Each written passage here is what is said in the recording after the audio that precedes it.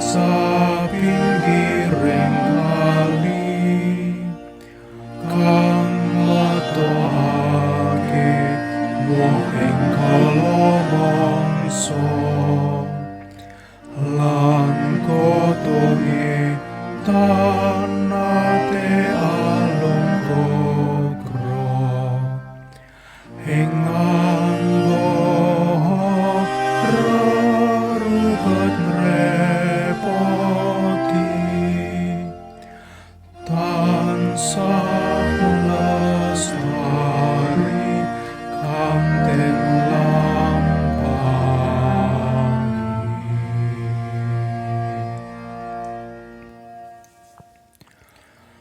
tanong kono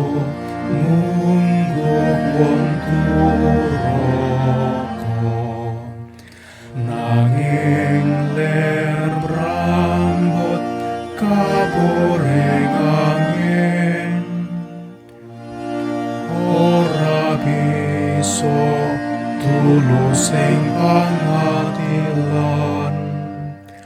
lan ing pasamuane